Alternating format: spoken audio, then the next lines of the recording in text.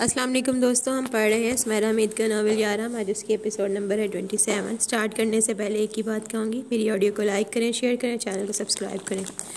सारा मैनचेस्टर उसके आंसुओं में ना बहा और वो खुद ही उनमें गर्काब हो गई। छुप कर रोने के मशगले को उसने ऐसे अपना लिया जैसे फ़र्ज़ इबादत हो जो बाद तौबा की जाती है। रातें वो खिड़की में खड़े तमाम कर देती और दिन को उसने धोखा देने का ज़रिया बना लिया। उसकी गीली आंखों ने धुंध के पर्दों में फना होना शुरू कर दिया कि शायद वो इस शख्स को जालें जो वहाँ था ही नहीं। शायद कि किसी मौजज़े ने खुद पर उसका नाम लिखवा लिया हो और शायद किसी तारीख़ दुनिया की सदियों में मांगी गई दुआ की खैर उसे भी आ लेने को हो और कहीं किसी फ़राक ज़दा की तड़प आसमान तक जाकर वापस पलटते हुए उसके लिए भी रहमत इकट्ठी कर लाई हो। शायद उसे हर तरफ से आलियान नाम का जाप सुनाई देने लगा। वो इस जाप को सुनती रहती और अपने दिल के मकाम को मसलती रहती। हर साथ उसके नाम की पुकार बन गई, हर शबी उसकी सूरत में ढल गई। उसने उस नाम की तस्बीह पढ़नी शुरू कर दी जिसके सवाब में वो उसे मिलने वाला था, ना इनाम में। लेडी महर के वापस आने से पहले किसी और जगह अपनी रिहाइश का इंतज़ाम वो कर चुकी थी और जा भी रही थी, लेकिन साधना ने जाने नहीं दिया। ऐसी बेमुरव्वत ना बनो, उन्होंने कितना ख्याल रखा तुम्हारा, उनके आने तक इंतज़ार तो करो। उनका सामना नहीं करना चाहती मैं, शर्मिंदा हूँ बहुत। उनके सामने शर्मिंदा होना तुम्हें नहीं जाने दूंगी। तुमने मशवरा किए बगैर फ़ैसला करके देख लिया क्या होता है। दूसरों की मान लेने में कभी हमारी भलाई भी होती है। अब मुझे कहाँ भलाई नसीब होगी। वो दोनों साधना के कमरे में मौजूद थीं। एक गलती की है, दूसरी गलती ना करो, हो सकता है कुछ बेहतर हो जाए। वो तल्खी से हंसती और सोच कर रुक गई कि कोई दूसरी गलती ना हो जाए। मैंने तुमसे एक लफ्ज़ नहीं कहा और तुम घर छोड़कर जा रही थी। अगले दिन लेडी महर के आने के बाद रात को उसे अपने कमरे में उन्होंने अपने सामने बिठाकर पूछा, एक लफ्ज़ नहीं कहा, यही तो बुरा किया। उसका सर झुका हुआ था और उसकी समझ में नहीं आ रहा था कि कमरे की किस चीज़ पर नज़रें टकाए। नहीं अमरहा, कुछ बुरा मैंने भी किया है। जहाँ कुछ गलत होता है वहाँ सिर्फ़ एक इंसान की वजह से ही नहीं होता, कहीं उसके बड़ों का भी हाथ होता है, कहीं उसके माहौल का और कहीं उस फ़िज़ा का जो माशरे में रची बसी होती है। मैं दरख्वास्त करूँगी कि आप ऐसे ना कहें। तुम्हारे दादा ने बात की थी मुझसे कि वो लड़का कौन है जिसे अमरहा पसंद करती है, जिसकी माँ मुसलमान नहीं है और बाप का अता पता नहीं है। उनका लहजा और अंदाज़ मुझे अच्छा नहीं लगा।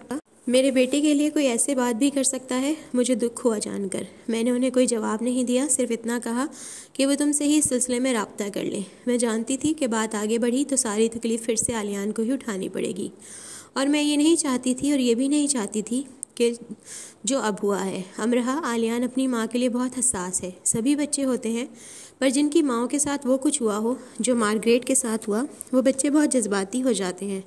तुमने मुझसे उसके माजी के बारे में पूछा और मैंने सिर्फ इसलिए नहीं बताया कि तुम आलियान की दोस्त हो।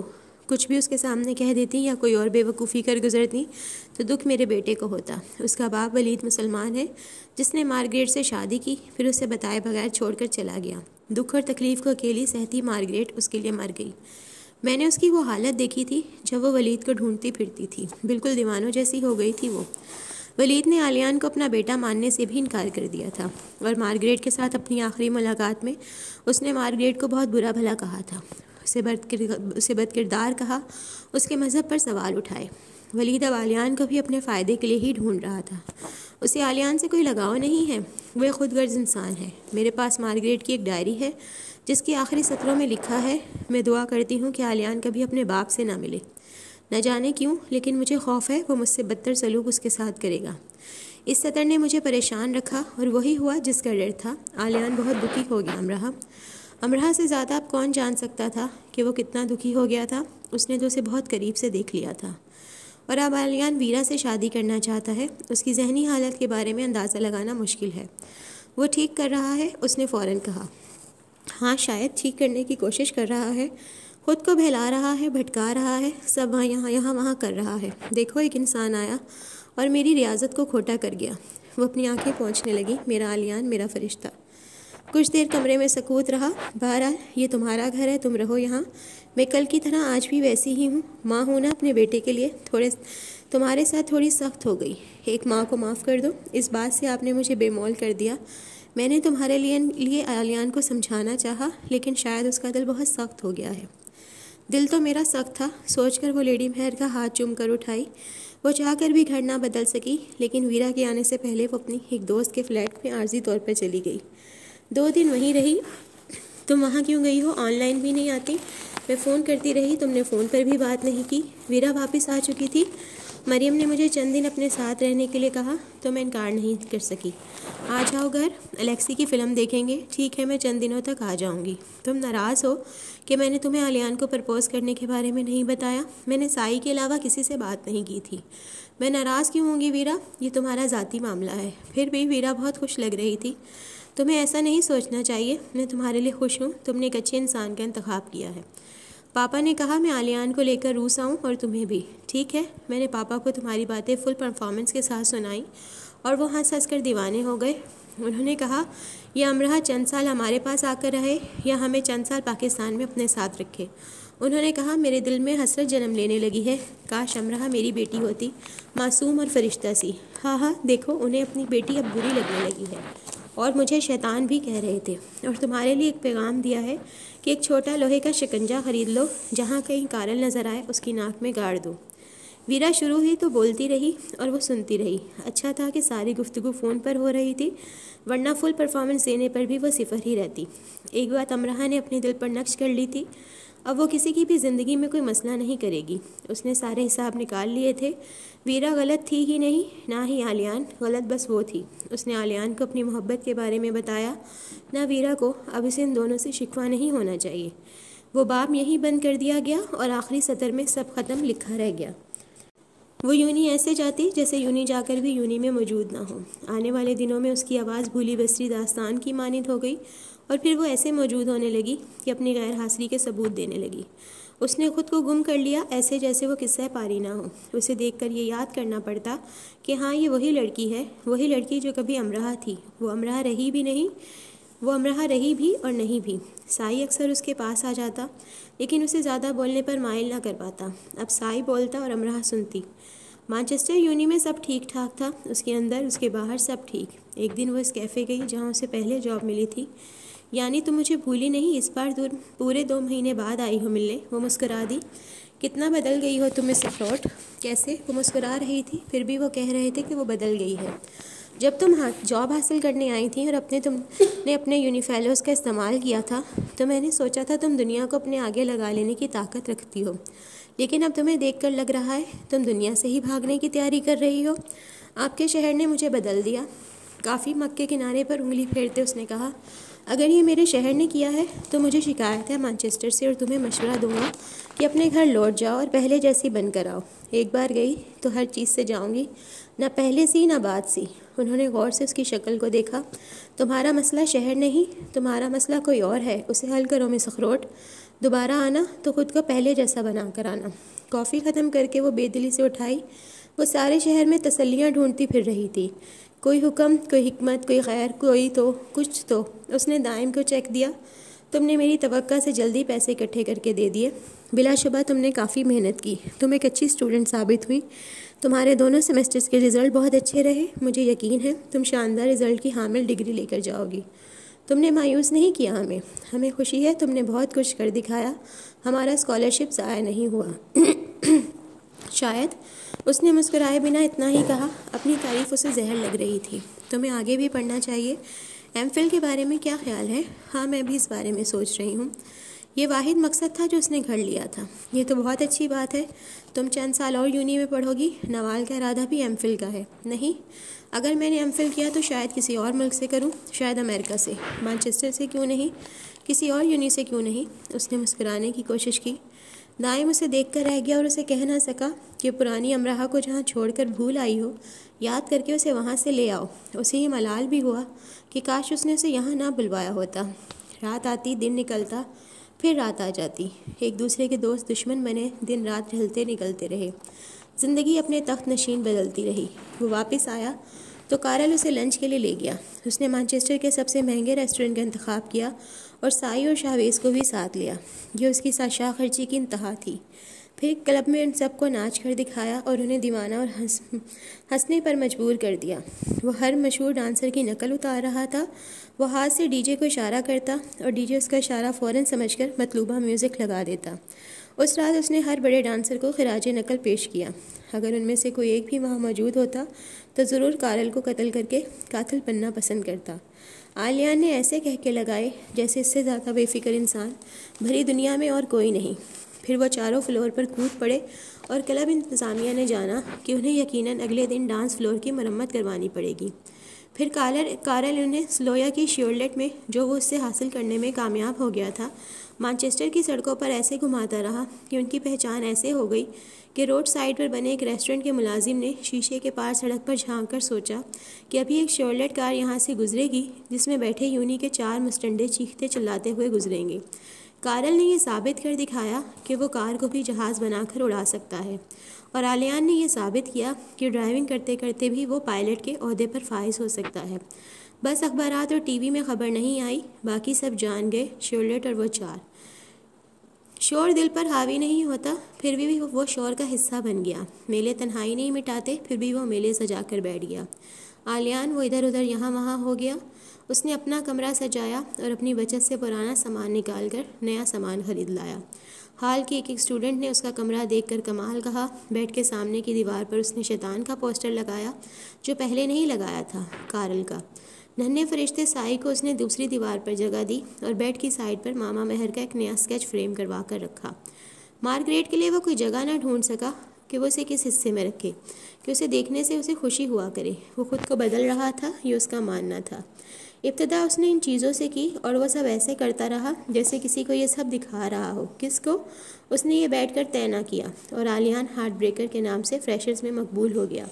उसने नई आने वाली लड़कियों का दिल ही तोड़ दिया क्योंकि वो और वीरा जगह जगह साथ देखे जाने लगे, चहलकदमी करते हुए, साइकिल चलाते हुए, लान में बैठे बातें करते हुए, लाइब्रेरी में साथ बैठकर पढ़ते हुए। और कभी कभी वीरा उसके कंधे पर सर रख देती तो कोई ना कोई तस्वीर खींचकर सबको टैग कर देता और फिर खूब गॉसिप होता। कभी कोई ऐसी तस्वीर द टैप मैनचेस्टर का हिस्सा भी बन जाती, ऐसे ही कैंपस न्यूज़ के अनवान से। और एक और जोड़ी फ्रेशर्स में मकबूल होने लगी, आलियान और कारल की। हफ्ते की रात या इतवार के दिन वो किसी एक या ज़्यादा फ्रेशर्स को भुगता लेते। साइकिलिंग और स्विमिंग में जीत कर उन्होंने इतने पैसे कमा लिए कि क्रिसमस की छुट्टियों में आराम से किसी भी मुल्क में 10 दिनों तक वो 2 वक्त का अच्छा खाना खा सकते थे। किसी भी मुकाबले के दौरान आलियान का रवैया इतना तंदहू हो जाता जैसे जीतना उसके लिए ज़िंदगी और मौत का मसला बन चुका हो। वो मामूली चीज़ों और इशारों को अहमियत देने लगा। हाल में कभी कभार के होने वाले खुद साख्ता थिएटर में वो एहसास आकर सबको लोटपोट कर देता। वो कई काम एक साथ करने लगा था, जैसे उसके पास वक्त का ना ख़त्म होने वाला ज़ख़ीरा मौजूद हो, पर अपनी तवानाइयों को वो कहीं भी लगा देना चाहता हो। पढ़ाई के अलावा भी उसे बहुत कुछ सूझने लगा था। वो बोलता तो खुद को रोकना ना चाहता, खामोश होता तो कभी बोल पड़ने पर माइल ना दिखता, हंसता तो उसके कहके कानों को परेशान करते, कहीं खड़ा होता तो अपने गिर्द मजमा इकट्ठा कर लेता। उसके चलने फिरने का अंदाज़ ऐसा हो गया कि शायद वो गुस्से में आया जाता है। उसमें तकब्बुर न झलका, लेकिन वो शान बेनियाजी का कायल नज़र आने लगा। उस पर नज़र उठती, ठहरती और ये सोच पैदा करती, क्या ये आलियान है या नहीं? तो फिर आलियान कहाँ है? कई फ्रेशर्स को उसने कूड़ेदान में बंद किया और कितनों को स्टोर में लॉक किया कि गुमान गुजरने लगा कि वो संगदिल हो गया है। जब वो चुप होता तो ये गुमान भी गुजरता कि किसी के बारे में वो बेहिसी से सोच रहा है, किसी से लड़ रहा है, दलाइल दे रहा है, सबूत मांग रहा है। वो जंग की हालत में लगता, वो दो बदू लड़ता हुआ भी, ढेर सूरज शिकस्त खुर्दा भी, वो इख्तितामिया भी लगता और शुरुआत भी। कितनी ही अलामतें उसमें सर उठाकर खड़ी हो गईं, जिसमें सबसे नुमाया मैं तकलीफ़ में हूँ थी। कितने ही इशारे उसकी सिमत भर कर मादूम हो जाते, जिसमें सबसे नुमाया मुझसे दूर रहा जाए होता। वह एक ऐसे मैदान की सूरत इख्तियार कर गया जिसमें जा बजा कब्रें खोदी जा रही हों। कहीं किसी गुलिस्तान की आबियारी की तैयारी ना की जा रही हो, ना इसकी इजाज़त ली और दी गई हो। एक दूर अफ्तादा इमारत की छत से रस्से से कूदने का टास्क उसने ऐसे जीत लिया कि कोई उसे हराने के बारे में सोच ना सका। हाँ, ऐसे वक्तों में वो बेरहम लगने लगता, जैसे वो ऐसे गुरीला कमांड हो जो बगावत का इरादा मान चुका हो। उसकी साइकिल सड़क पर ऐसे दौड़ने लगी जैसे वो कोई मज़ाइल हो, जैसे हदफ की तरफ दाग दिया गया हो।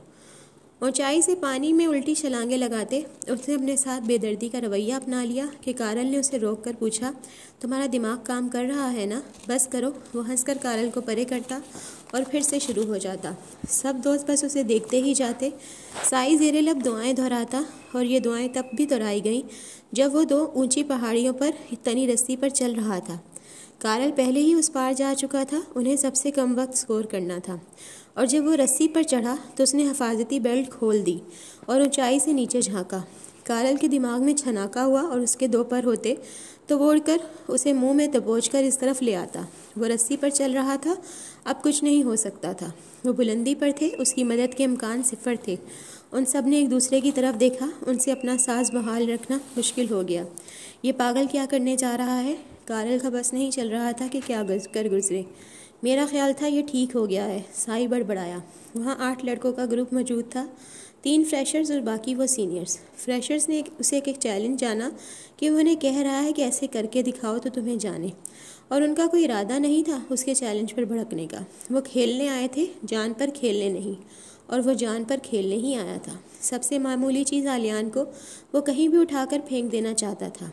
कारल और साई को उसकी जहनी हालत के बारे में ठीक ठीक अंदाज़ा हो गया। वो उन्हें धोखा देता रहा था और वो उसके धोखे में आ गए थे। वो इतनी ऊंचाई पर अकेला खड़ा था, उसे नीचे जा गिरने का कोई डर नहीं था। उसने सबसे कम वक्त स्कोर किया था।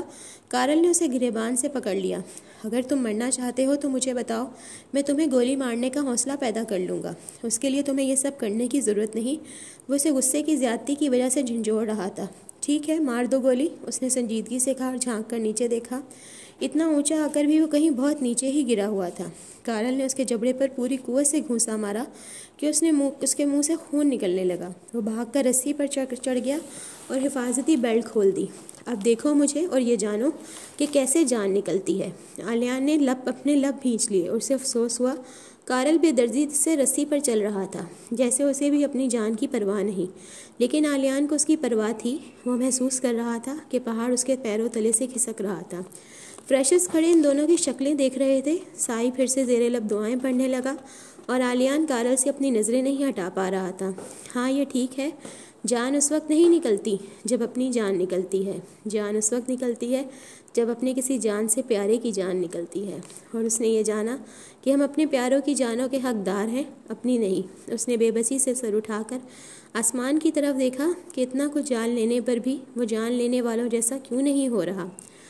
आलियान और वीरा की तस्वीरें जो इधर उधर घूमती थीं वो अमरा की नज़रों से भी गुजरी जाती थीं। शिजा तो ख़ास उसे वो तस्वीरें भेजती थी। उन तस्वीरों को देखती सी थी वो, ना गुस्से से और ना हसद से। वो आलियान और वीरा की तस्वीरें होती और वो दोनों ही से प्यारे थे। हाँ, कभी कभी इन तस्वीरों को देखते उसे सांस लेने में मसला होता। और एक बार उसने महसूस किया जैसे जिसे हम सारे का सारा अपना समझते हैं वो सारे का सारा किसी और का हो जाए तो ऐसा लगता है कोई हमारे टुकड़े करके चील कौवों को खिला रहा है और हमें दिखा भी रहा है कि देखो कैसा लगता है। उसने आलियान के पास जाने की कोशिश नहीं की थी, न अपनी गलती की माफ़ी मांगने की। वो इसे अपनी सूरत ही नहीं दिखाना चाहती थी कि उसे फिर से तकलीफ़ हो।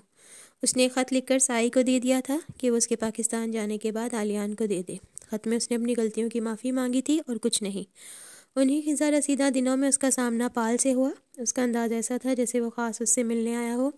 उससे पहले भी उसका सामना उससे होता रहा था, लेकिन वो रास्ता बदल लेती थी। मैं अब तुमसे माजरत करने के काबिल हो चुका हूँ, उसने मुस्कुराकर दोस्ताना अंदाज में कहा। उसके पहले ही जुमले पर अमरा हैरान रह गई। वह उसके सामने खड़ा था। मुझे हकीकतन अब अफसोस हुआ है कि मेरा रद्द-ए-अमल किस कदर गलत था। मैंने तुम्हें नुकसान पहुँचाना चाहा, बदले में तुमने आला ज़र्फ़ी का मुज़ाहरा किया। तुमने साबित कर दिया कि तुम बहरहाल मुझसे बेहतर इंसान हो। अमरा, मुझे ये जल्द ही मालूम हो गया था कि वो पैगामात तुम मुझे पोस्ट करती रही हो। अमरा ज़रा सा चौंकी। उस वाक़ये के बाद अमरा उसे इस पैगामात पोस्ट करती रही थी। वो हफ्ते में 2 बार ऐसा करती। वो बाकायदगी से लेटर इसे टाइप करके भेजती रही।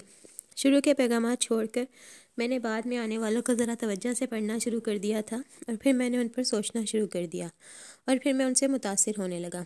उनमें कोई ऐसी बात नहीं होती थी कि आम समझूत वाले इंसान को अच्छी ना लगे। चंद माह पहले मैंने मज़ाहिब पर कुछ किताबें लेकर पढ़ी और मुझे मालूम हुआ कि उनमें से एक किताब में वो लिखा था जो तुम मुझे लिख लिख कर पोस्ट करती रही थी। मैं तुम्हें कुरान की आयतें लिख लिख कर बेचती रही थी। मालूम हो गया है मुझे कुछ मेरे साथ ऐसा सलूक किया कि मैं मुतासिर हुए बगैर नहीं रह सका। क्या तुम मुझे बुरा इंसान समझना छोड़ सकती हो अमरा? अमरा मुस्कुरा दी। कुछ देर और बातें करके जब पाल चला गया तो अमरा को लगा जैसे वो किसी इम्तिहान में पास हो गई है। चलो उसके हाथ कोई तो कामयाबी आई। इस वाक़ये ने उसके अंदर ये एहसास पैदा किया कि अकल और सूझबूझ से किए गए अमल बेकार नहीं जाते। अकल करिश्मा साज है और ये मौजज़ों की रुत की सवार है। साइकिल पर जाया करो ना यूनी, तुम तो साइकिल को भूल ही गई। साधना रात को उसके पास बैठी बातें कर रही थी। दिल नहीं चाहता साइकिल चलाने को, वो पढ़ रही थी। तुम्हारा तो अब ज़बान हिलाने को भी दिल नहीं चाहता। साधना ने उसे हंसाना चाहा। मेरी ज़बान ने बहुत कमालात दिखाए हैं ना, इसलिए। उसने हंसकर कहा, लेकिन बात मजाक नहीं थी। अगर इंसान से गलती ना हो तो वो इंसान ना हो, और अगर गलतियां ही होती रहें तो वो भी इंसान ना हो। उसने सर उठाकर कहा। उसके अंदाज पर साधना खामोश हो गई।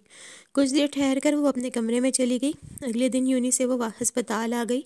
कारल का मामूली सा एक्सीडेंट हुआ था एक अमीर सादी की कार के साथ, और कारल ने सड़क पर चिल्ला चिल्ला कर ऐसे हंगामा किया जैसे उसकी सारी हड्डियों का ढांचा चूर चूर हो चुका है। वो खुद को इस अमीर ज़ादे के खर्च पर प्राइवेट हॉस्पिटल तक ले आया और मज़े कर रहा था। उसे ऐसे चलने में वैसे थोड़ा बहुत मसला था। अमरहा 2 दिन बाद उसके पास जाने का फ़ैसला कर सकी और काउंटर पर उसके बारे में पूछा तो काउंटर पर मौजूद 2 लड़कियों ने उसे ज़रा घूर कर देखा, फिर एक दूसरे का मुंह देखने लगी। तुम दोस्त हो उसकी? उसने एक ने मुंह बनाकर पूछा। अमरहा ने सर हिला दिया। ठीक है, वैसे ज़्यादा देर तक अस्पताल में रहना ठीक नहीं होता।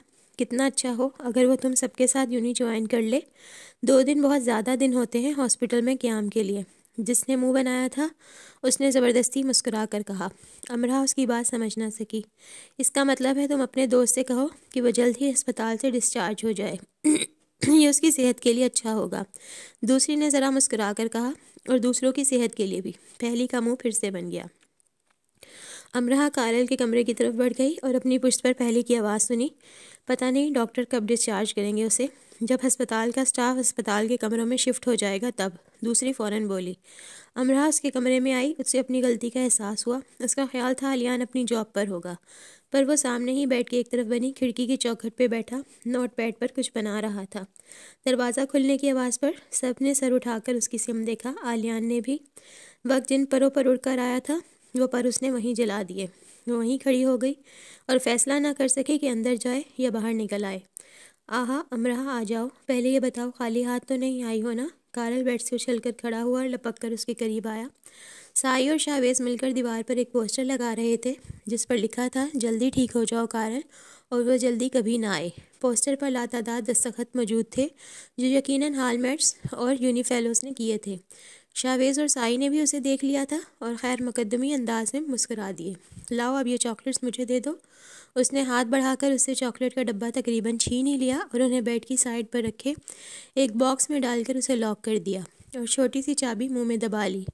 अमरहा के तासुरात से वो समझ गया कि वो उसे बीमार नहीं समझ रही और अपनी लाई चॉकलेट्स वापस ही ना मांग ले। उसने कराना शुरू कर दिया और अपनी ज़ख्मी कोहनी और पैर आगे करके उसे दिखाया। नहीं नहीं, मैं बीमार हूँ, ये देखो। आलियान ने ऐसे जाहिर किया जैसे कमरे में कोई आया ही नहीं और वह पेंसिल के साथ नोट पैड पर मसरूफ़ रहा। मैं 2 दिन तकलीफ़ से तड़पता रहा और तुम अब आ रही हो अमरहा? कारल ने दांत निकाल कर कहा। अमरहा, जाते जाते अस्पताल स्टाफ की खबरगिरी भी करती जाना। उनका भी यही कहना है कि वो 2 दिन तकलीफ़ से तड़पते रहे। शाहवेज ने कहा। तुम कब तक रहोगे यहाँ? अमरहा ने पूछा। जब तक ठीक नहीं हो जाता। लेकिन तुम तो मुझे ठीक ही लग रहे हो। नहीं, मैं ठीक नहीं हूँ ना, उसने आंख मारकर कहा। थोड़ी देर बैठकर अमरहा उठाई।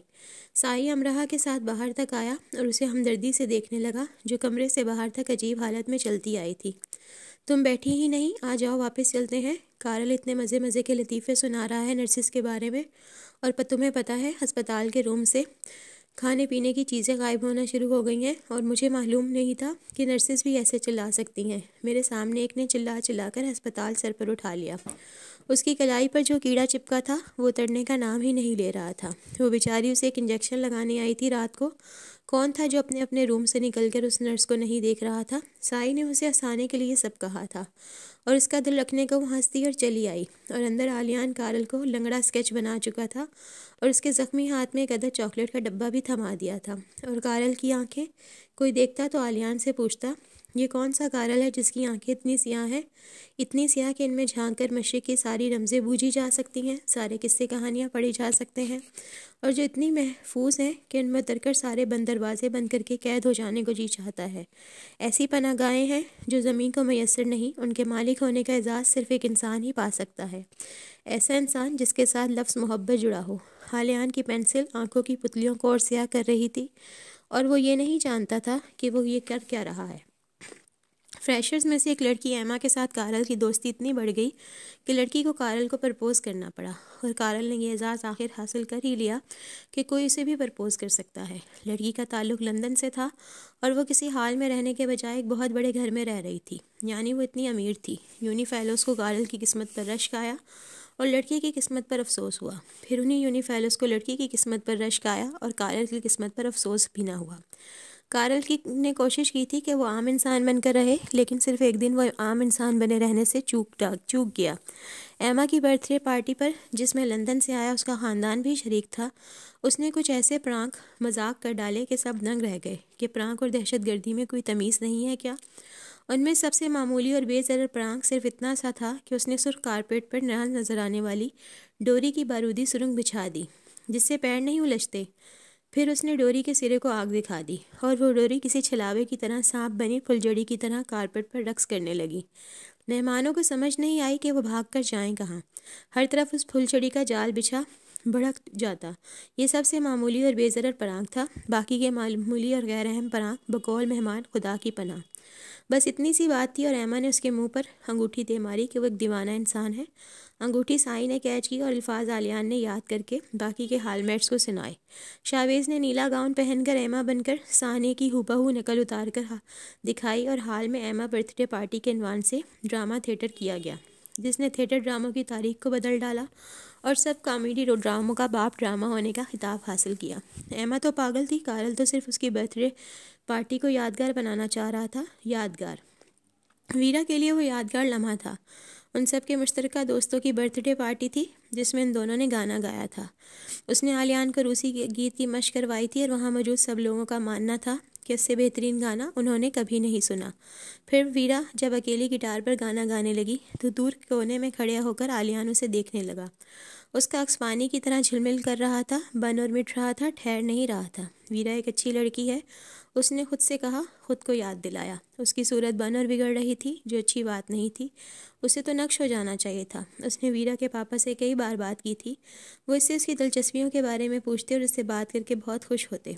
मामा महर हफ्ते में 2 बार उससे मिलकर जाती और वो किसी रेस्टोरेंट या होटल में डिनर कर लेते, फिल्म देखने चले जाते। पहले मामा महर ने उसे छुपा कर रखा हुआ था कि वलीद के आदमी उस तक ना पहुँच जाए।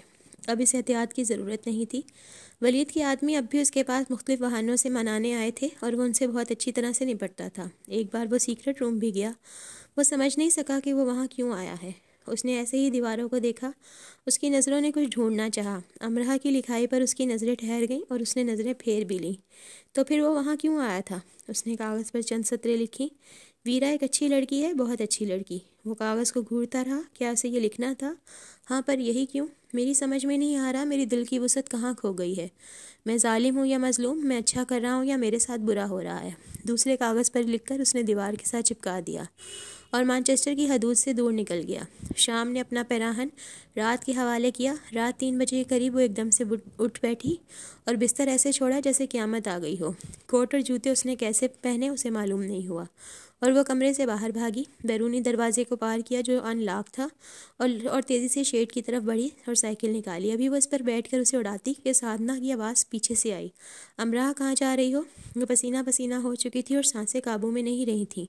उसने साधना की तरफ देखा, फिर खुद को और साइकिल को। एंसलम हॉल में आग लगी है, आंसू अल्फाज से पहले निकले। तुम्हें किसने बताया? साधना उसके सामने आकर खड़ी हो गई और हाथ से उसके आंसू साफ करने लगी। मुझे। अब वो चौंकी और याद करने लगी। हाँ, किसने बताया? साई ने या कारल ने? वो खामोश साधना को देखती रही, फिर साइकिल को वापस रखा और अपने गाल रगड़े और घर के अंदर की तरफ कदम बढ़ा दिए। उसने ख्वाब देखा था या कुछ और था? उसने हाल में आग लगी देखी थी। साधना के सामने वो शर्मिंदा सी हो गई। बताओ अमराह, किसने बताया? साधना ने उसका शाना हिलाया। किसी ने नहीं, मेरा वहम था शायद। साधना बहुत देर तक उसे देखती रही। अमराह, हाल में वाकई आग लगी थी। अभी 10 मिनट पहले वीरा मुझे बताकर उस तरफ गई है। सब ठीक है वहाँ? साधना ने उसका गाल छूकर कहा। तो वीरा जा चुकी है? वो वापस अपने कमरे में पलट आई और इन दुआओं को दोहराने लगी जो ताउम्र उसे आलियान के लिए दोहराते रहना था। फिर उसने साई को फ़ोन किया और अहवाल पूछा। वहाँ सब ठीक था। हादसाती आग थी जिस पर काबू पा लिया गया था।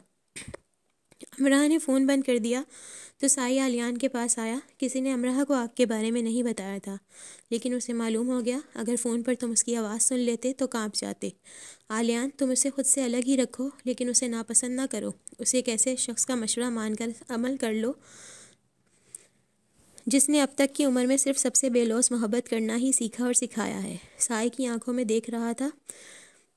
आलियान की आंखों की पुतलियां झुलमिला गईं। वो साई के पास से उठाया। गुस्सा, अनाथ, दुख, पछतावा, बेरहमी, वो इन सब का मलगूबा बन गया। वो आज जो बन गया था, उसने ऐसा बनने के बारे में कभी नहीं सोचा था। अब तक जो उसके साथ हो चुका था, उसने ये भी नहीं सोचा था कि उसके साथ होगा। वो बैक वक्त एक रहम दिल और बेरहम इंसान बन गया। जालिम और मासूम, जल्दबाज और साबिर, ज़हीन और सदाई, आसान और मुश्किल। वो अपनी ज़ात की भूल भुलैयों और अपने फ़ैसलों के गिरदाब में फंस चुका था। वो एक ऐसे शख्स की कहानी बन गया जिसके पास सब होता है, बस अपना आप ही नहीं होता, जो सब कुछ ढूंढ निकालता है सवाए अपने। हार्ट रॉक में एक रात उसकी नज़र ऐसी लड़की पर ठहर गई जिसने सुर्ख रंग की फ़्रॉक पहन रखी थी और बालों को खुला छोड़ रखा था। वो डांस फ्लोर पर ऐसे नाच रही थी जैसे कोई और भी उसके साथ नाच रहा है। किसी ने उसका हाथ पकड़ रखा है, कोई उसे भावों में थाम कर घुमा रहा है। आसपास वालों ने उसे पहले लड़की का मजाक समझा, फिर उसकी संजीदगी और कमाल फन को देखकर उन्होंने मजाक का पहलू तर्क कर दिया।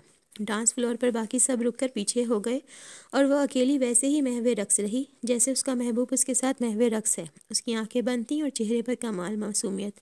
लड़की के अंदाज में ऐसी बेखुदी थी कि गुमान होता था कि वो किसी ना नजर आने वाले वजूद के साथ मौजूद है। सब उसे बहुत फुर्सत के साथ देख रहे थे और कोई ये नहीं चाहता था कि वो रक्स रोक दे। ऐसे रक्स किस्मत से ही देखने को मिलते हैं।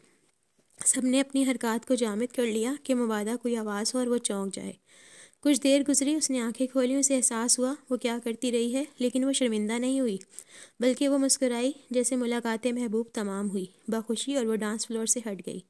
वहाँ मौजूद एक शख्स उसकी कैफियत को समझने का दावा कर सकता था। वो शख्स आलियान था। कुछ दिन पहले वो कैफ़े के स्टोर में आया और स्टोर में आकर बाहर जाना भूल गया। वो फर्श पर बैठ गया और कितना ही वक्त गुजार दिया। तब चौंका जब उसका फ़ोन बजा। वीरा ने उसे कुछ नोट्स के बारे में पूछने के लिए फ़ोन किया था। वीरा की आवाज़ उसे वापस ले आई और वो उससे ख़ाइफ नहीं हुआ। वीरा से ज़्यादा समझदार लड़की उसने अब तक नहीं देखी थी। उसका दिल बहुत बड़ा था। वो जल्द बुरा नहीं मानती थी। उसकी बातें सुनने में मज़ा आता था। उसके साथ चलती अजनबियत का एहसास नहीं होता था। वो दिल दुखाने वालों में से हरगिज़ नहीं थी। उसने उसे एक बार बादाम केक बनाकर खिलाया था और वो बेचारी खामोशी से खा गई। बचे हुए आखिरी टुकड़े को खाने पर आलियान को मालूम हुआ कि उसने उससे बदमज़ा केक सारी ज़िंदगी नहीं बनाया होगा। और अमराह ने बादाम केक बनाना सीख लिया था। उसने वो केक साधना के लिए बनाया था, उसकी सालगिरह के लिए। साधना उसका इतना ख्याल रखती थी, उसे भी कुछ उसके लिए करना चाहिए था। वीरा ने अखबार के दफ्तर बाकायदा जॉब कर ली थी और वो काफ़ी मसरूफ़ रहने लगी थी। अमराह का ख्याल था वीरा एक अच्छी साफ़ी बन सकती है।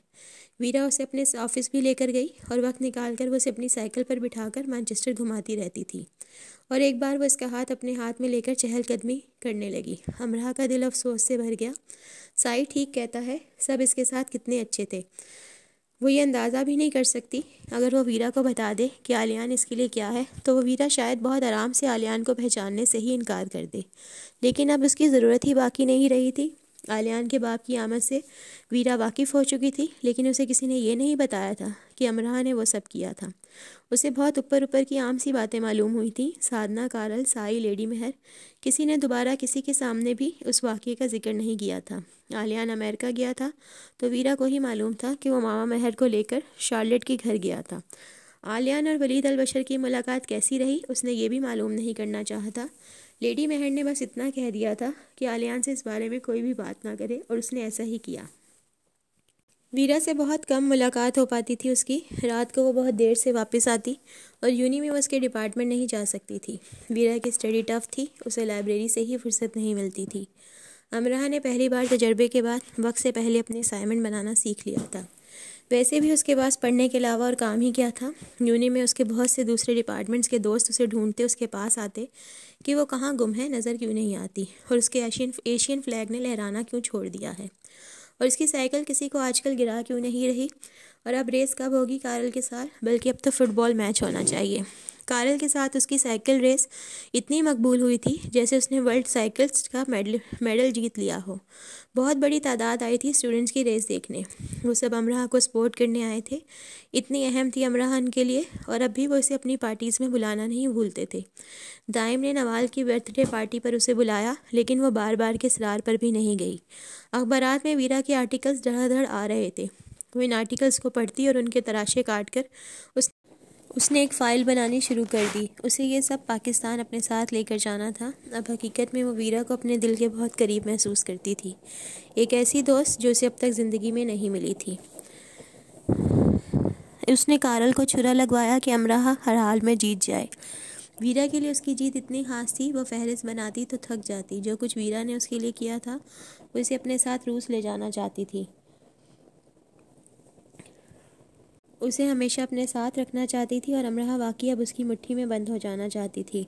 इख्तिताम वक्त का हो या किसी अमल का, कितना भी खुशगवार हो, दुखी कर जाता है। किसी भी चीज़ का ख़त्म हो जाना दिल पर आरी चला जाता है। सब ख़त्म हो रहा था, सब। फारिग वक्त में वो एल्बम बनाती रहती। कारल, वीरा, साई और आलियान की मुख्तलिफ तस्वीरें काट कर चिपकाती रहती, साथ इनकी अनकही बातें लिखती जाती।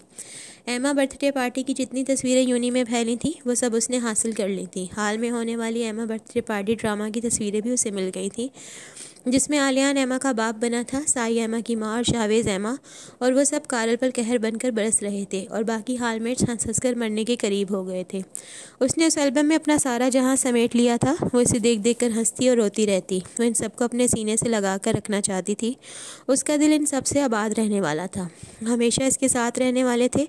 लेडी महर को कहानियाँ सुनाना भी उसने बंद नहीं किया था। उसे आखिरकार खुद से कहानी बनाना आ गया था।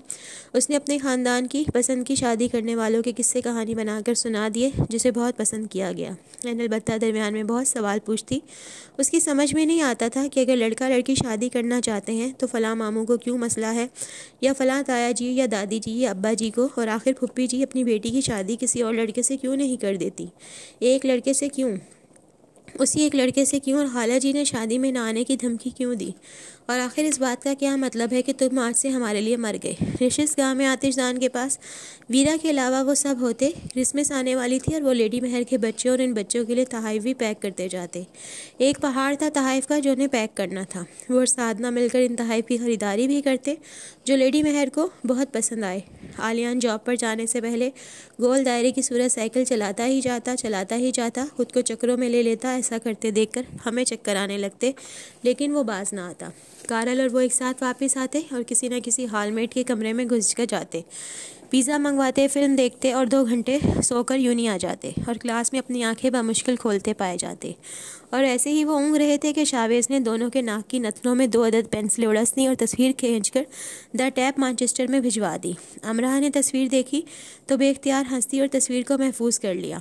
दूसरी तरफ आलियान ने खूब जमकर ख़रीदारी की छुट्टियों में टूर पर जाने से पहले। तुम कितना बदल गए हो, कितनी फजूल चीज़ें उठा लाए हो, साई ने इसकी खरीदारी देखकर कहा। हाँ, ताकि अगली बार वलीद मुझे देखे तो मुझे उसे ये नहीं लगना चाहिए कि मैं बिक सकता हूँ, क्योंकि शायद मैंने हसरत ज़्यादा ज़िंदगी गुजारी है। चैरिटी के लिए फ़जूल खर्ची नहीं करते, नेकी करते थे। सिर्फ एक इंसान को दिखाने के लिए फ़जूल खर्ची कर रहे हो, नेकी ज़ाया कर रहे हो, साई ने तासुफ से कहा।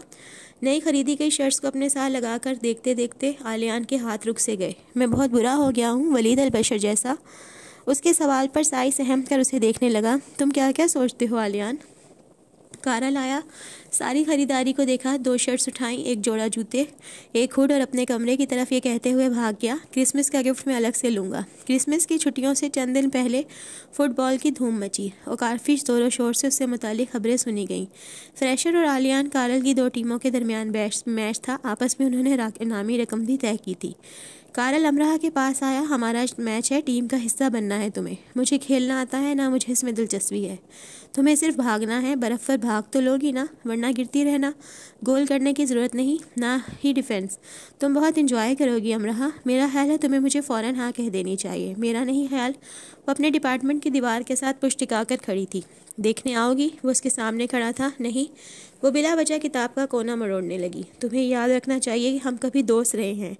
याद है सब, और ये भी कि वो सब कभी था। मैं तुम्हें बर्फ़ में दबाना चाहता हूँ। मुझ में बर्फ़ में दबने की अब ताकत नहीं रही। तुम मुझे ज़मीन में दफना सकते हो। आखिर यूनी की हर लड़की मुझसे दूर क्यों भागती है? उसने उसकी आखिरी बात के असर को ज़ायल करना चाहा। आखिर तुम हर लड़की को दूर क्यों भगा देते हो? इतना अच्छा तो हूँ मैं। उसने मुंह लटका लिया, फिर एकदम से हंसकर बोला, अब तो आओगी ना?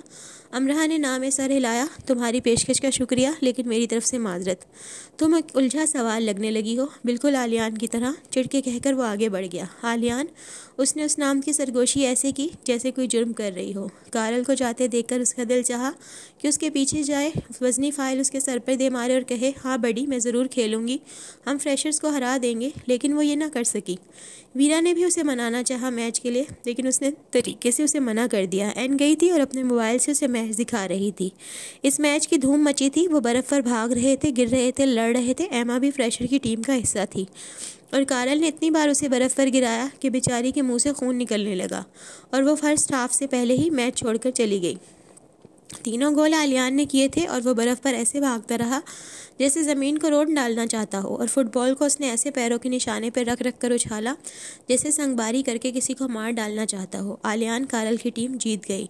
उस रात उसे फिर नींद की गोलियां खाकर सोना पड़ा। उसे आलियान, वीरा, कारल के पुरजोश नारे रात भर सुनाई देते रहे। वो अपने दिल के मकाम को मसलती रही। नींद की गोलियां भी नींद लाने में नाकाम हो गई तो वो उठकर बैठ गई अपने बिस्तर पर और गहरे गहरे सांस लेने लगी और मैच की रिकॉर्डिंग निकालकर आलियान को बर्फ़ पर गिरते उठते फुटबॉल की तरफ लपकते देखने लगी। उसने ये भी जान लिया कि उसे अब सिर्फ पढ़ने से ही सरोकार नहीं रहा। एक आलियान में कितने ही नए इंसान घुस आए हैं। और फिर क्रिसमस की छुट्टियां शुरू हो गई। सब जाने लगे। मैनचेस्टर राजहंसों से खाली होने लगा। हमारे साथ चलो अमरहा, साई ने उसकी मन्नत की। मुझे नहीं जाना, दादा ने मना किया है। तुम झूठ बोल रही हो। हाँ, फिर सच ये है कि मुझे नहीं जाना, उसने बेतासुर अंदाज में कहा, जिसे देखकर अफसरदा होकर साई खामोशी से चला गया। वीरा ने भी साथ चलने के लिए कहा कि उन 6 लोगों का ग्रुप जा रहा है, वो भी चले, लेकिन उसने बहुत आम से अंदाज में पढ़ाई का बहाना बनाकर टाल दिया। फिर ये मौका नहीं मिलेगा नाम रहा एक साथ होने का, शायद ये आखिरी चांस है। उसने वीरा को मुस्कुराकर दिखा दिया, लेकिन साथ फिर भी नहीं गई। आलियान, कारल, साई, वीरा, शावेज और उनका कोई दोस्त मुश्तरका मिलकर जा रहे थे। लेडी मेहर ने साई को बुलाकर हिदायत दी कि हर वक्त आलियान के साथ साथ ही रहना। उसे उन सब के जाने का इंतज़ार था और उसे एक अहम काम करना था जिसका मौका फिर कभी नहीं मिलना था। जब वो सब चले गए तो वो यूं ही आ गई। बर्फ़ जुदाई की प्याम्बर है, ये बाहर के दरमियान हाइल है। आसमान से यही प्याम्बर नाजिल हो रहा है। किसी दिलगरफ्ता परी की फराक दीदा उंगलियों से निकलते बर्द के साहस की माने धुंध अपनी दिलरुबाई के किस्से बयान करने से ज़्यादा फराकिया किस्सों पर रोने पर माइल थी। वो जैसे ही यूनी की सड़क पर आई, धुंध ने दरे वीना की तरह उससे लिपट जाना ज़रूरी समझा। वो बिज़नेस डिपार्टमेंट नहीं जा सकी और वो उसकी बैरूनी दीवारों के पास जाकर खड़ी हो गई और इन दीवारों पर अपने हाथ रख दिए जिनके साथ वो लगकर खड़ा हुआ करता था। उसने सारी दीवारें छू डाली। उन दरख्तों के पास गई जिनके करीब वो खड़े हुए थे, इस हिस्से में जहाँ कभी वो बैठे थे, उन कोनों में जहाँ बैठकर वो किताब पढ़ा करता था और कॉफ़ी पीता था। वो नज़रों से उन जगहों की नज़रें उतार रही थी। अब उसे डर नहीं था कि कोई उसे देख लेगा, इसलिए उसने अपने गीले गाल साफ नहीं किए। जब से उसने उस पर थप्पड़ मारा था, उसने उससे फासला रखकर भी नहीं देखा था, उससे बात नहीं की थी। हॉस्पिटल में भी वो सर झुकाए बैठी रही थी। ये सब उस अहद का हिस्सा था जो उसने खुद से किया था कि वो इसे और तकलीफ़ नहीं देगी, लेकिन अपने लिए वो तकलीफ़ इकट्ठी करने यहाँ उसके तस्वुरात से लिपटने आ गई थी। सफ़ेद मैनचेस्टर में खून आलूद यादें अपनी बुनियादों से उठ खड़ी हुईं और ज़िंदगी ने उसके अश्कों पर तरस खाकर पीछे की तरफ अपनी सवारी मोड़ ली। तानसेन ने चरागा करने के लिए दीपक राग की चौकड़ी जमाई। सफ़ेद धुंध में जुगनू टकमकाने लगे और आसमानी मरगूलों को चाक करता आलियान उसकी तरफ बढ़ने लगा, दाएं से बाएं, आगे से पीछे से, हर तरफ से। लेकिन उसे अब भागने की ज़रूरत नहीं रही थी। वो तो चाहती थी कि वो उसकी तरफ आए और वो आ रहा था। जो हकीकत में वाक़या ना हो सके, वो कर्ब की चाह वाक़या करवा लेती है। वो एड़ी के बल घूम गई। उसने हर तरफ से उसे अपनी तरफ आने दिया। उसे इस ख्वाब से राग होने पर कोई एतराज़ ना हुआ। आलियान, उसने सरगोशी को झटका और आवाज़ को बुलंद हो जाने दिया। वो यूनी मेहराब के पास थी। इस मेहराब के साथ वो कमर टिकाकर इसका इंतज़ार किया करता था। उसने इस मकाम पर अपने गाल रख दिए और दोनों हाथ से उस जगह को थाम लिया। बेख्तियारी बेखुदी की हमजोली है और ये दोनों हमजोलियाँ मोहब्बत की सफ़ों में अव्वल हैं। उसकी बेख्तियारी ने उसकी खुशबू को जा लिया और बेखुदी उसकी खुशबू में झूमने लगी। एक बच्चा अपनी माँ को नज़म सुनाता हुआ फुटपाथ से उसके पास से गुजरा। उसने अपनी हालत फिर भी तब्दील नहीं की। कुछ वक्त ऐसे ही गुजर गया। अरवाह से मुबरा हस्तियों ने जाना कि मोहब्बत की इबादत की जा रही है। फिर वो इसी के अंदाज में कमर को टिकाकर एक टांग को तिरछी करके खड़ी हो गई। ज़िंदगी की सवारी ने इन सब यादों को उसके पास उतारना शुरू कर दिया जो मुतल्लिकुल अनान बनी उसकी ज़ात पर हुक्मरानी करने पर नाजा थी। तुम्हें बात करने की तमीज़ सीखनी चाहिए, तुम्हें थकन उतारने की मशक करनी चाहिए। वो अपनी मर्ज़ी से एक एक मंज़र को बार बार दोहराती रही। लाहौर खाली हो चुका है, उसके पास सब नहीं रहा, तुम तो यहाँ हो। अमरहा देखो, मैं तुम्हारा चैलेंज कबूल करता हूँ। वो कलाबाजियाँ लगा रहा था। मेहराब के साथ टिकी खड़ी अमरहा उसे देखकर मुस्कुरा रही थी। मैं सारा मैनचेस्टर इकट्ठा कर लाऊंगा, जाकर लाओ, जाओ कर लाओ, अमरहा उसे जवाब दे रही थी। उनके हाथ में बोर्ड्स होंगे, ज़रूर होने चाहिए। सारी ड्रैगन परेड मेहराब के सामने सजी खड़ी थी और इसमें वो मुस्कुराती हुई खड़ी थी। एक बोर्ड तुम भी तैयार रखना, उसने उसके गाल छूकर कहा। वो तो मैंने कब से तैयार कर लिया, कहकर वो परेड में भाग गई और वो उसका नाम लेते हुए उसके पीछे भागने लगा और पीछे से उसका बाजू पकड़कर उसे रोक लिया। मुझसे शादी करोगी अमरहा? दोनों आमने सामने खड़े थे। सारी परेड उनके गिर्द इकट्ठी होने लगी। सारा हजूम इन दो के गिर्द सिमट आया। चीनी साख्ता ड्रमों की कतारें सज गईं। हाँ, उसने वो मुस्कुराहट अपने होठों पर सजा ली जो ताउम्र नहीं सजने वाली थी शायद। सुर्ख लिबास वालों ने अपने हाथों को ड्रमों पर बेकाबू हो जाने दिया। रंग फैल गए, खुशबू बिखर गई, चिराग जल उठे, दिन सज गया। बाहर निकल आई एक अमरहा और एक आलियान के गिर्द। सारी परेड दायरे में चकराने लगी। तो इनकी बहार का माखिस वो थे। हाँ, इस बार इनकी बहार का माखिस वो थे, मशरिक की सुंदरी और अरब का सुल्तान। अमरहा ने हाथ फैलाए और कुछ बर्फ उसमें इकट्ठी की और इस मिटते बनते हेवले की तरफ उछाल दी जो वहाँ नहीं था और सिर्फ वहाँ वो ही तो था। तुम तो इतनी देर से आए हो आलियान। उसने हाथ बढ़ाकर उसका हाथ थामकर अपने साथ खड़ा कर लिया और वो खड़ा हो गया। क्या तुम मेरा इंतज़ार कर रही थी? उसकी थोड़ी को छोड़कर उसने शरारत से पूछा। क्या ना करती? होंठ का कोना दांत में दबाकर उसने कहा। मैं एक बुरा इंसान हूँ, मैंने तुम्हें इंतज़ार करवाया। देखो आलियान, तुम्हारा मैनचेस्टर बर्फ़ में डूब रहा है। देखूं ज़रा मेरे मैनचेस्टर को कौन देख रहा है। उसने 2 उंगलियों से उसकी नाक पकड़ ली। मुझे अमरहा कहते हैं, कौन नहीं। अपनी नाक छुड़ाकर उसने उसकी नाक मरोड़कर कहा। क्या मैं तुम्हारे लिए बर्फ़ इकट्ठी कर दूं अमरहा? उसने मुंह के सामने आकर पूछा। उन दोनों की आंखों ने तवील सफ़र तय किया जिसके कभी ना ख़त्म होने की दुआएं की जाती हैं। बर्फ़ क्यों? ताकि तुम उससे अपनी पसंद का घर बना लो। बल्कि आओ चलो यहाँ बैठकर घर बनाते हैं। उसका हाथ पकड़कर उसे बर्फ़ के ढेर के पास ले जाने लगा। नहीं आलियान, तुम यहाँ मेरे पास खड़े रहो, कहीं मत जाओ। वादा करो कहीं नहीं जाओगे। उसकी आवाज़ में सारा बचा कुछ दर्द सिमट आया। दोनों एक साथ जुड़े मेहराब में दुबके थे। इनके सर एक दूसरे से मिस हो रहे थे और दाएं हाथों की हथेलियाँ अपनी लकीरों समेत एक दूसरे में मदगम। नहीं जाऊँगा। उसने उसके गाल पर फूंक मारी।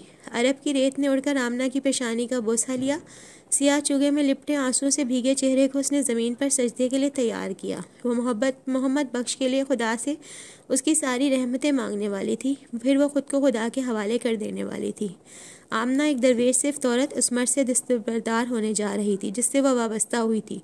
उसने आंखें बंद की और इन आंखों के पर्दों पर मोहम्मद बख्श को पाया। उसने आंखों में अपनी आंखें गाड़ दी। आलियान ने अमरहा की। अगर मैं बर्फ़ होती तो तुम्हारे कदमों पर गिरती, तुम बर्फ़ होती तो मैं भी बर्फ़ होता। मुझे वही होना है जो तुम्हें होना है अमरहा।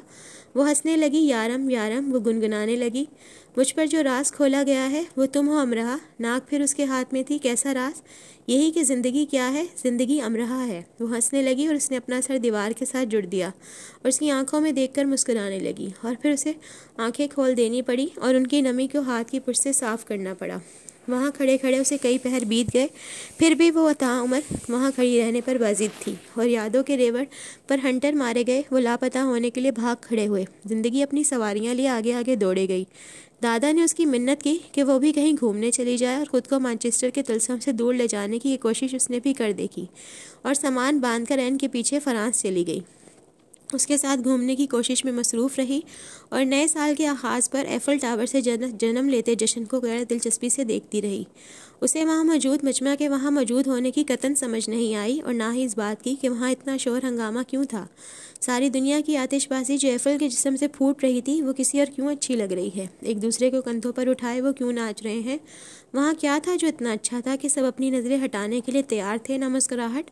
अमरहा ने बेबसी से अपनी हथेलियाँ मसलीं। सब इतने खुश क्यों हैं? महबत कर देने को कोई मंजर तैयार ना हुआ। दीवाना बना डालने पर कोई आलम कादिर न रहा। बेमिसाल अजायबात अपनी मिसाल खोने लगे। फराके यार ने सब मानित कर डाला था। आलियान ने मैड्रिड के आसमान पर बनते मिटते आछी रंगों के जलवों पर नजरें गाड़नी चाहिए और वो ऐसा करने में नाकाम रहा। उस पर थकन सी सवार हो गई जबकि अभी तो रात शुरू हुई थी। उसके आगे खड़े कारल, वीरा और साई उछल कूद कर रहे थे और वो बेबसी से खंडर सा इधर उधर कुछ तलाश कर रहा था। सबसे नज़रें बचाकर उसने कहीं दूर निकल जाना चाहा। कहाँ जा रहे हो आलियान? वीरा ने पूछा। मैं कुछ खाने के लिए लेने जा रहा हूँ, अभी आया, उसने झूठ बोला और तेज़ी से हुजूम में खुद को गुम कर लिया कि वीरा उसे लपक कर आ न ले। वो चलता रहा और मैड्रिड के गुमनाम से छोटे से कहवा खाने में बैठ गया। वो काफ़ी की कितनी प्यालियाँ पी चुका था, वो गिनती भूल चुका था और उसने अपना सर लकड़ी की मेज़ पर रखा और नज़रें गली में साज बजते उस नौजवान पर टिका दी जिसके सामने कई बच्चे और बूढ़े नाच रहे थे। इतने भद्दे साज और आवाज़ पर वो सब कैसे नाच सकते थे? आखिर क्या वजह थी जो उन्हें ऐसे नाचने पर मजबूर कर रही है? वो सोचने लगा। सांस का तार टूटा और उसे एक थप्पड़ की गूंज सुनाई दी। मोहब्बत करती हूँ मैं तुमसे। अच्छा, तो साज इसलिए रुका और तार यूं टूटा। उसने मेज़ पर पड़े अपने सर का रुख बदल लिया। इस बार उसकी एक नज़र एक टूटे हुए लैंप पोस्ट पर जा ठहरी जो कभी रोशन होता होगा। वीरा को जब उसके फ्रांस जाने का मालूम हुआ तो वो बहुत खफा हुई। तुम मेरे साथ क्यों नहीं गई? वो बहुत सख्त नाराज़ थी। तुमने फ्रांस नहीं जाना था और मुझे फ्रांस देखना था। वो अपने कपड़े अलमारी में रख रही थी। तुम कहती तो हम फ्रांस चले जाते। तुमने तो कहा था तुम्हें जाना ही नहीं। तुम 3-4 बार फ्रांस जा चुकी हो। मेरे साथ फिर से जाती तो तुम्हारा टूर ख़राब हो जाता। तुम्हारे साथ जाती तो इस बार फ्रांस देखने का मज़ा आ जाता। वीरा ने मुँह फुला लिया। साई उससे इतना नाराज़ हो गया कि खफी की ज़्यादती से उसने बात ही नहीं की। इम्तिहानात शुरू हो गए। इस बार इम्तिहानात की तैयारी के लिए वो अर्ली लर्निंग नहीं गई। उसने घर में ही तैयारी की और दिल लगाकर पढ़ने की कोशिश की ताकि उसका रिज़ल्ट अच्छा रहे। सब किताबों में गुम हो गए। कारल तक सिर्फ लाइब्रेरी में पाया जाता। अलबत्ता एमा को अर्ली लर्निंग में ज़ोरदार करंट का झटका देकर उसे फ्लोर पर लड़खड़ा कर उसने उसके दाएं हाथ में फ्रैक्चर करवा दिया और कोई एक भी जिंदा या मुर्दा सबूत न छोड़ा जो ये साबित कर सकता ये सब उसने किया है। एमा ने अंगूठी उसके मुंह पर दे मारी थी। वो उसे उठाकर कहीं दे मारना चाहता था। आलियान कभी कभी अर्ली लर्निंग के हाल में ऐसे ही गश्त करता पाया जाता तो कारल उसे घसीटकर स्टडी रूम में ले जाता या कभी दूर से ही चलाता। तुम्हारा दिमागी तवाज़ुन ठीक हो जाए तो अपनी सीट पर आकर बैठ जाना। इम्तिहानात हो गए, रिज़ल्ट भी आ गया। चौथा और आखिरी सेमेस्टर शुरू हो गया। वक्त ने अपनी तनाबें ढीली छोड़ दी और वो खिलाफ तवक्का सुस्त रवि से गुजरने लगा। ज़िंदगी ऐसी अदाकारा बन गई जो मेकअप उतारे अगला सवांग रचाने से पहले पुरसुकून बैठे रहने की कोशिश कर रही हो। उसके हाथ गोद में हो और वो बड़ी बेदर्दी और बेहिसी से अपना धुला चेहरा आईने में देख रही हो। शटलकॉक में लेडी मेहर के एक साथ 4 बच्चे आ गए। डेनिस और मार्क 2 दिन रहकर चले गए जबकि शार्लेट और मॉर्गन रह गई। जॉर्डन आया है? एन ने शार्लेट से मिलते ही पूछा। नहीं, शार्लेट पूरी जान से कहका लगाकर हंसी।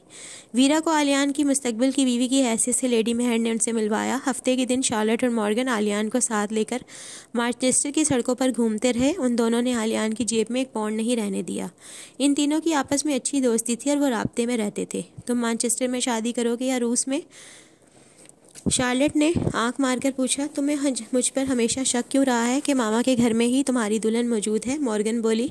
तुम कुछ नया तो करते आलियान। शार्लेट के दांत ही अंदर नहीं हो रहे थे। नया क्या? यही कि तुम कूदते फांदते छलांगे लगाते, विलन के कारिंदों की फौज को झूल देते, बड़े से फानूस पर झूल जाते और फानूस से लहराकर ऐन अपनी हीरोइन के सामने जा खड़े होते और फिर उसका हाथ पकड़कर उसे भगा ले जाते।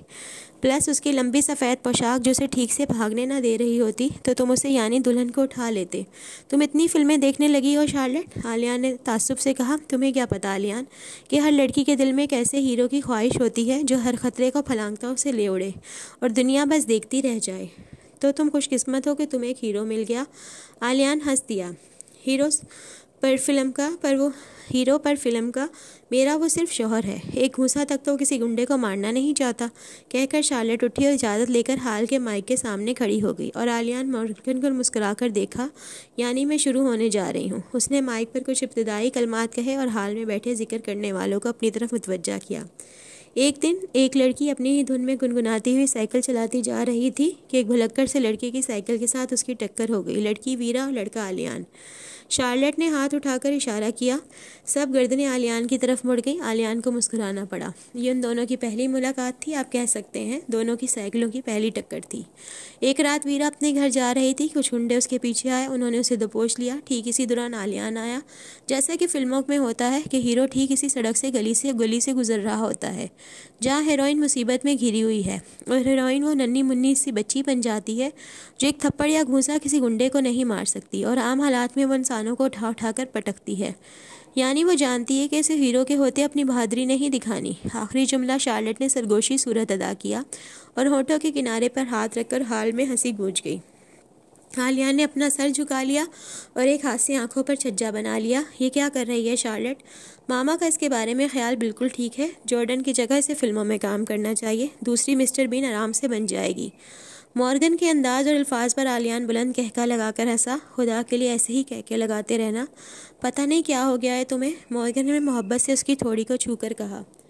आलियान ने वीरा को उठाया, उसकी नाक और पेशानी से निकलते खून को साफ किया और उसे घर तक छोड़ने उसके साथ गया, जबकि उसे टैक्सी भी करवा के दे सकता था।